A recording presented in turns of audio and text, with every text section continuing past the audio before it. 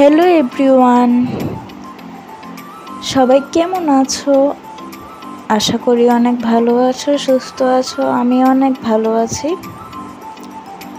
তো এটা হচ্ছে গিয়ে একজনের বাড়িতে যাই শিব পূজা উপলক্ষে।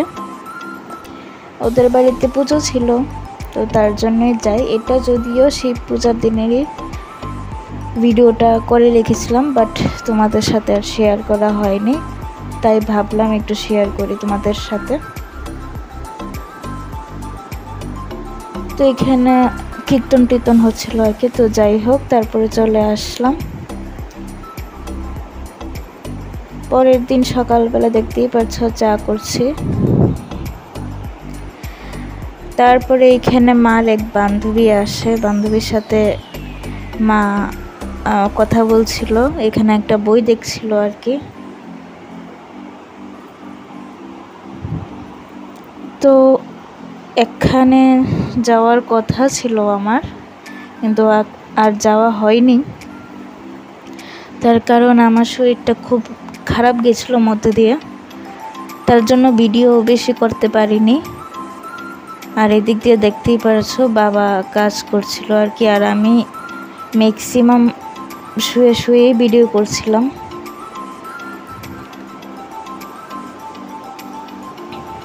এই যে তো বাবা এখান দিয়ে কাজ করছিল, মা এদিকে জানলার দিকে কি জানি দেখছিল।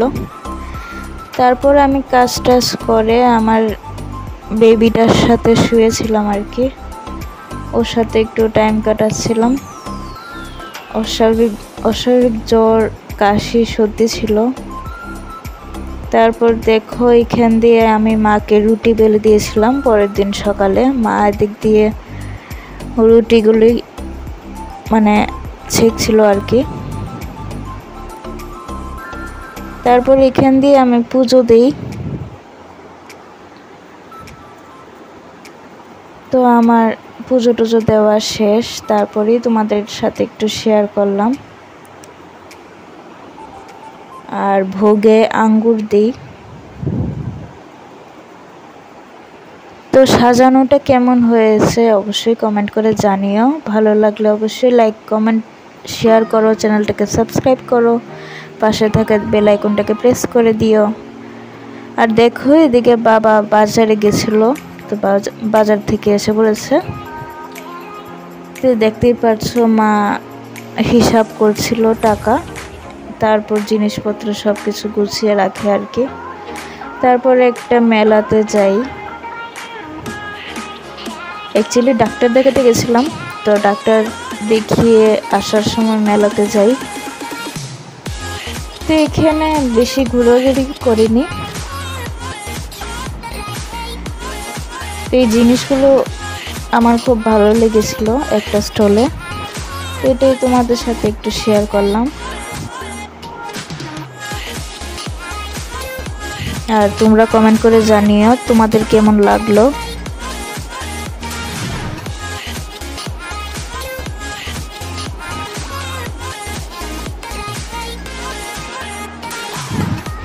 আর আবারও বলছি, ভিডিওটা ভালো লাগলে অবশ্যই লাইক, কমেন্ট করো, চ্যানেলটাকে সাবস্ক্রাইব করো, পাশে থাকা বেল আইকনটাকে প্রেস করে দিও। তো এদিক দিয়ে দেখতেই পাচ্ছ চলে এসেছি ডাক্তার দেখিয়ে। তারপরে এদিক দিয়ে মা শাড়ি পরছিল, বাবা একটু ধরে দিচ্ছিল শাড়িটা। তারপর আমি আবার শুয়ে গেছি। আর এদিক দিয়ে আমার বেবিটা তখনও ঘুমাচ্ছিল। আর ওকে জড়িয়ে ধরে ঘুমাতে জাস্ট একটা কি বলবো, মনে হয় একটা কটন বলের উপরে আমি শুয়ে আছি, এতটা কিউট ও, আর এতটা সফট বলার মতন না। তারপর এখানে রুটি আর ঘুগনি খেলাম, সরি পরোটা আর ঘুগনি খেলাম। তারপর এখান দিয়ে আমার কাকিমণি কাকু আসে। কাকুরও শরীরটা ভালো নেই, তোমরা তো জানোই সবাই কাকুর ক্যান্সার। তো দেখতেই পাচ্ছ বারবার শুয়ে যাচ্ছিল আর কি, প্রচণ্ড দুর্বল শরীর। আর এদিকে মা, বাবা, কাকিমণি, কাকু সবাই কথা বলছিল। কাকু তো বারবার ঘুমিয়ে পড়ছিল আর কি। তারপরে এদিক দিয়ে একটু বাথরুমে যায়, বাথরুম থেকে এসে আবার বসে।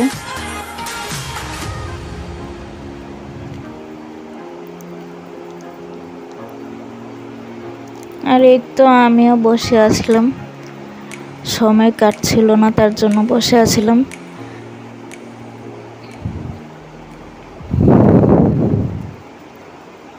আর তারপর বসে টসে তারপরে স্নানে চলে গেলাম আর কি। আর এদিক দিয়ে তারপর সবাইকে একটু চা করে দিলাম। চাটা খেয়ে ওরা কথা টথা বলে তারপর বাড়ির দিকে রওনা দিল আর কি। তো যাই হোক, ভিডিওটা আজকে এতটুকুই। ভালো লাগলে লাইক কমেন্ট করো। Tata, bye bye.